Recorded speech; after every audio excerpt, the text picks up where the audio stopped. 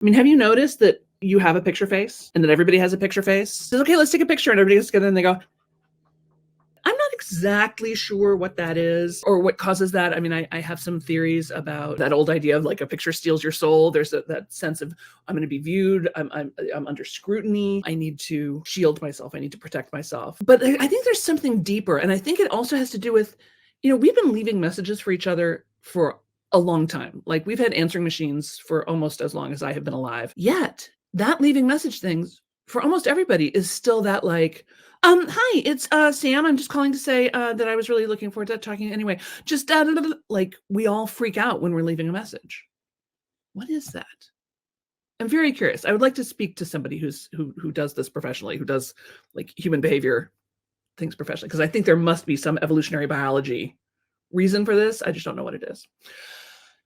Nevertheless, we are now in a world in which we have to take our pictures all the time. And here's the thing, you need a good picture. You need a good picture. You need a good picture. And I don't care who you are or what you're up to, and you need a good recent picture. I see you with your 10 years ago profile picture. I was that girl too. I had my favorite picture from my first book launch 10 years ago, and I was like, I like that picture. I like that version of me.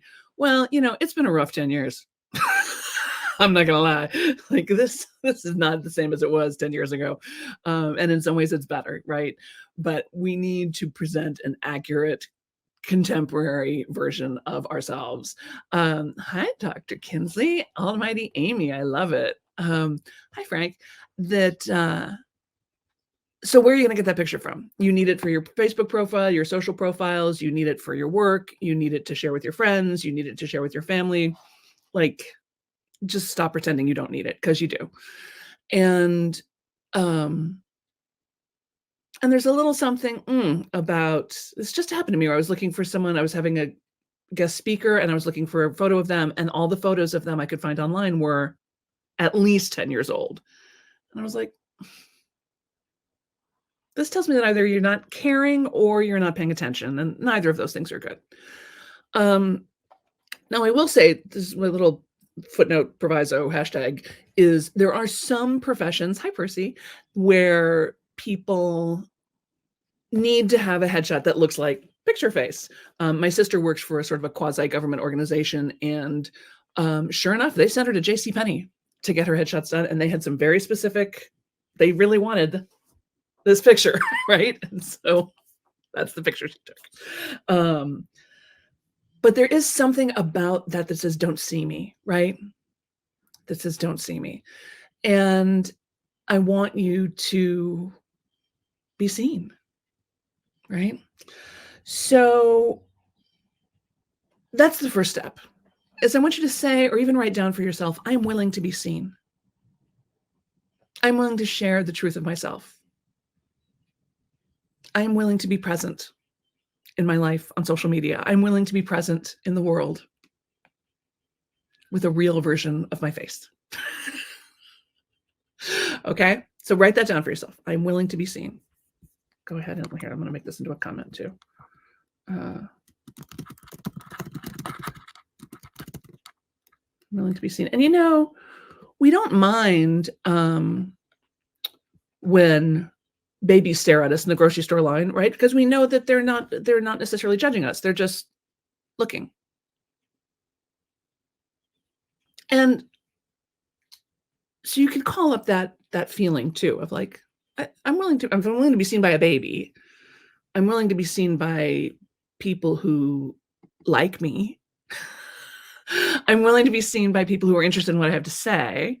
Well, that's pretty much the only people we're talking about. Right? Okay. So I'm willing to be seen. Now, here's my number one tip on this, is on how to get a good, what we call a good picture, right? That's not just picture face.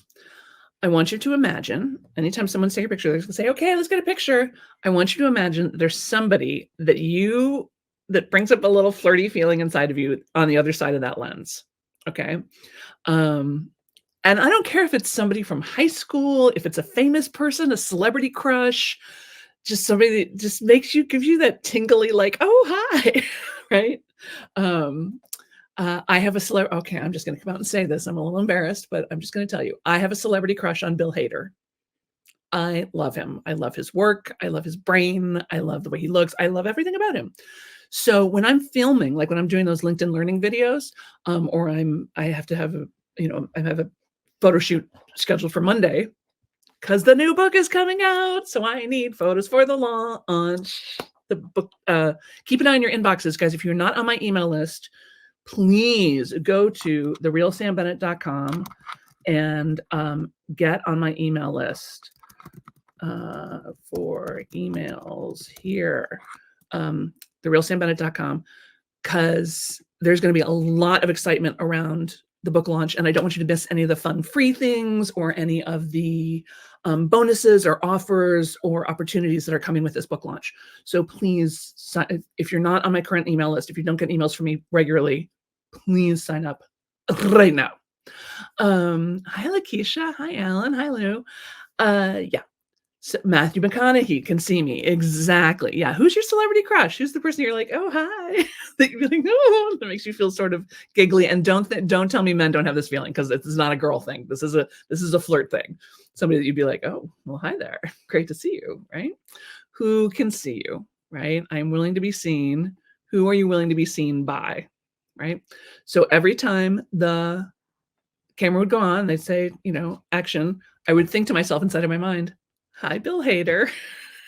And then I go, hi, it's Sam Bennett, right? Because it causes that bubbliness, that energy, that heart light, that feeling of sex appeal, right? I mean, sexual energy doesn't have to lead to sex. Sexual energy can just be a really positive vibe, right? And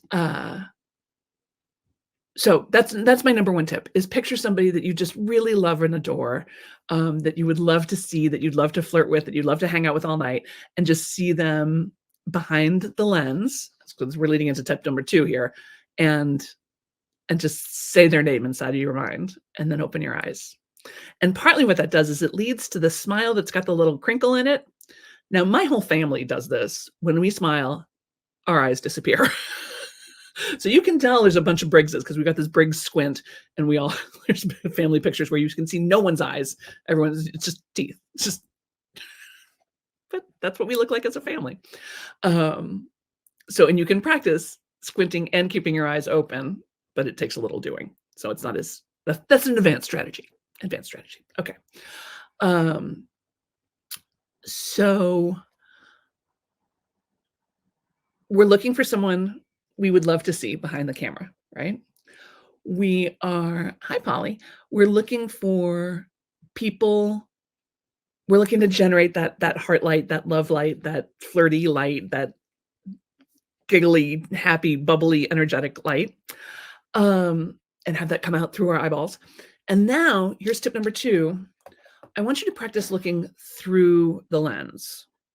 Now, I've done this training before, and it's kind of blown people's minds, so pay attention. Here's me looking sort of at the computer screen. Here's me looking sort of at the camera. Here's me looking through the camera. Can you tell the difference in that? I'm going to do it for the TikTok people too. So here's me sort of generally, looking at the phone. Here's me sort of generally looking at the camera. Here's me looking through the camera. Really focusing on sending my energy through the lens to look exactly at you. And it's really an energetic thing. It doesn't actually have to, it's a little bit of focus, but it's more just me sending my energy out through the intertubes to reach your heart. And it means I have to slow down a little bit, because I'm making a real energetic connection. And when you do that on film, when you do that on camera, you are really allowing yourself to be seen. And it's interesting, because what you're really doing is you are seeing others. And you can hold a thought in your head that says, I can help you, or I love you, or you look beautiful, right? And we can feel that thought. We can feel that thinking, rather than that dead smile, picture face, where mostly what you're thinking is, I feel uncomfortable. And then we feel uncomfortable looking at you because you feel uncomfortable. But when you are thinking something warm and bubbly and holding a loving thought and looking through the lens, then we start to get a really good picture. Um, Hi, Kim. Great to see you.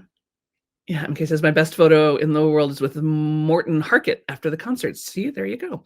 Um, so okay, let me hide that. So that's two. Okay, that's two tips. Um, the other thing is natural light is your best friend, right? I'm sitting in front of a big window right here. I always do that when I'm on camera if I can. Natural light's much more flattering overall for everyone.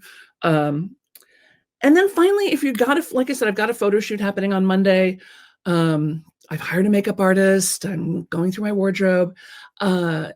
Really, most flattering is going to be a shirt color that matches your eye color. If you don't know what to wear something that matches your eyes.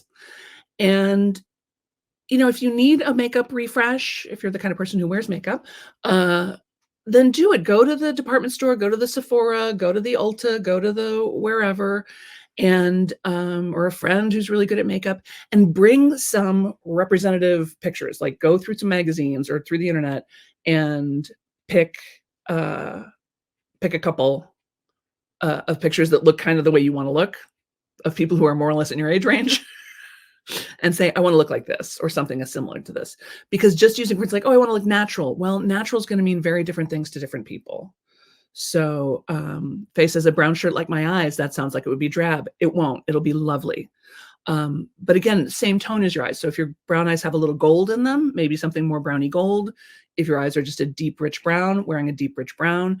If your skin tone is also really dark, you can wear something. I'm not saying you have to match your eyes. I'm just saying it's an idea. It's a good way to go. It's automatically flattering. So June says this is why we all think I'm your personal friend.